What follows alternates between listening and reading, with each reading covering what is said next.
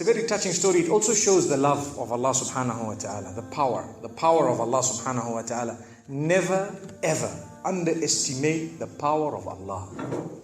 You know, there was a sheikh who mentioned this in Saudi Arabia, and there was a doctor that visited him from Pakistan and told him a story that happened to him.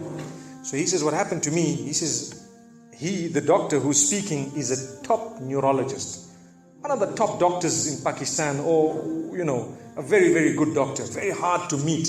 It's said that perhaps you would have to wait months on end before you can get an appointment to see him. So what happened is, he says, I was flying from one city to another, a very busy man, flying quite often within the country and perhaps even outside. And he says, suddenly the clouds built up.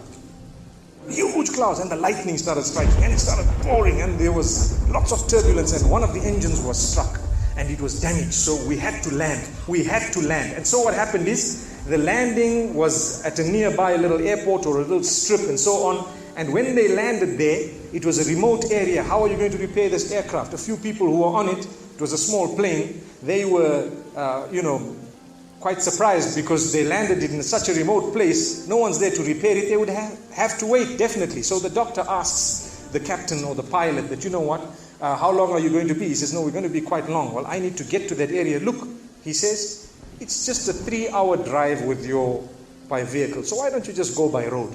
And you know, you can go there and get there. He says, okay, good idea, because this is going to take long.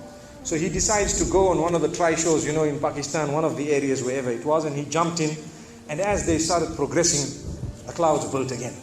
And the lightning was striking, and the rain started pouring. And it was pouring so much that their vehicle could not move much more because of the mud and because of everything else. And so it was quite an open area with a bit of farmland. And after a while they realized, look, we're not getting anywhere. There's a little house here. Why don't we just go there? We can read our salah. Perhaps we can, see, have a bit of a meal or whatever else. And they decided to knock the door. Strange people, strange land, far off, out in the rurals. And so he knocks the door, and he's got his little bag and everything, and he walks in. An old lady happened to answer the door after a while, and they spoke to her saying, look, this is what has happened, and we're going from so-and-so to so-and-so, and we just want a place, we want to read salah and so on. And she said, no problem, you can come in. She had a little musalla, a little sajjada, and she had a little baby on the side, or not a baby, but a child. And the child, every little while, she's actually checking on the child, and she's sitting on that musalla, making dua and reading her own salah. These people fulfilled their salah, did whatever they had to. And when they were about to leave, they spoke to the old lady saying, thank you very much, jazakumullah khair, and so on. And, we're going, what's happening to this child, So the woman says, look, the child is an orphan. And the child is unwell, not well at all, very sick. And we've been to all the doctors around. And Subbhanallah, I'm the grandmother of this child. The doctors have told us that there is only one specialist around who can help this child. And we tried to make an appointment, but they asked us to come 6 months later. And it's far away. I've been making dua to Allah ever since that day. Ya Allah, make it easy for us. The child is sick. Make it easy for us, Ya Allah. So the man says, what's the name of that specialist? So the granny says, he's Dr. Ishan. Immediately this doctor burst into tears. He burst into tears. Straight away, he burst into tears. Why are you crying?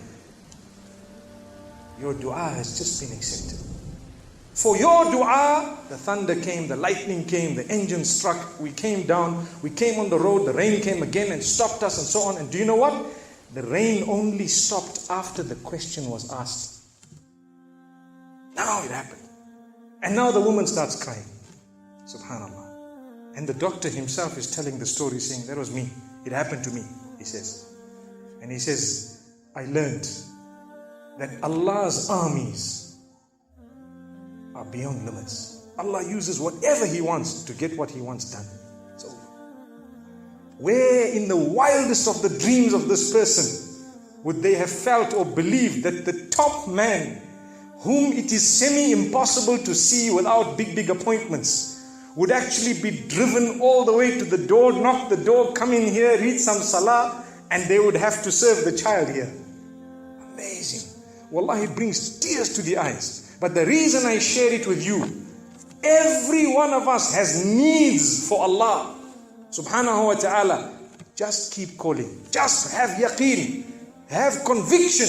If it is meant, it will definitely come in your direction. You know, we use the term by hook or crook, but I don't want to use that today. I want to tell you, by the mercy and power of Allah subhanahu wa ta'ala, it will happen. It will come to pass. May Allah subhanahu wa ta'ala bless us. May He open our doors. May He grant us all shifa. And may He make us firm believers that for Him, nothing is impossible. Wa sallallahu wa sallama wa baraka ala nabina Muhammad.